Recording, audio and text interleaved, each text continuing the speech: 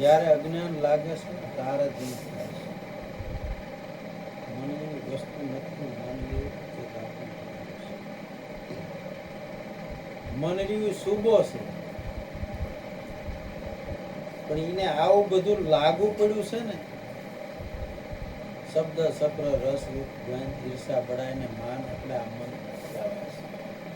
મન એવું કઈ નથી.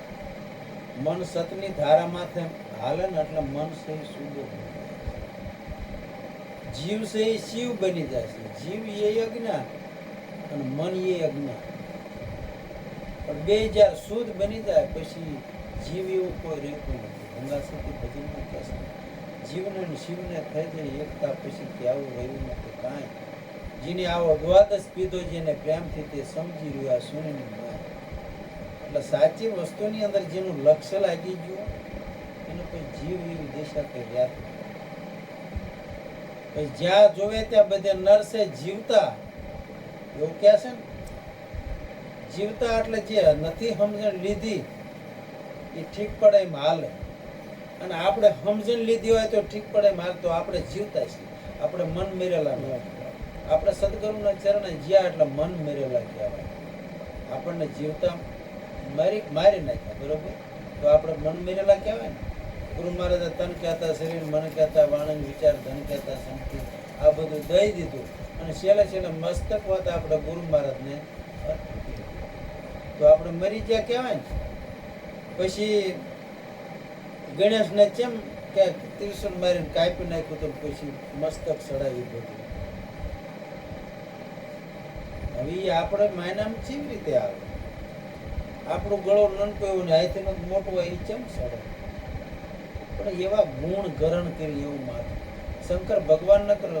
ગણ્યાને હજીવન ન કરી નાખે કે હાથીનું લાવીને કાપીને સડાવવાનું હજીવન કરે એવું. પણ આ સમજવાની રીત બધી માહિતી. કાન મોટા એટલે ધીમેકલું હોય તો બધું સાંભળીને ગ્રહણ કરે.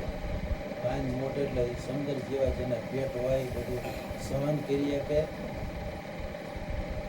અને ગણેશ ગુંજાળા, મોટી ફાંજાળા, લાંબી ગુંઢાળા, આ ગુણનો પતિ છે ને એને આ માયાનું બધું ગુણ જે મોટી છે આ માયા રૂપ છે. ગણીએ તો આવડા ગુણનો પતિ છે ને એ ગુણપતિ આયા સાથે રીધી સીધી લાયા. નિર્ભય નામ સુનાય.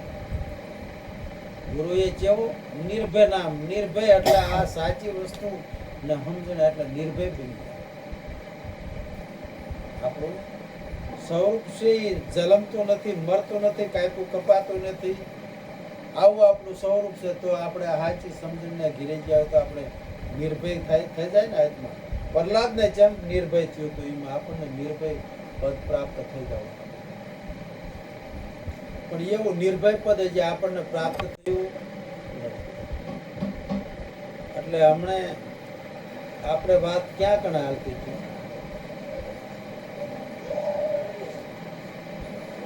એટલે પાણી પીધા મારી વાત હાલતી ઈર્ખા બડાઈને માર તણે જમીન આવું આપણને વાત હાલતી સવારે એટલે સંતોએ જેમ સેમ બધું વર્ણન આપણને કીધું છે.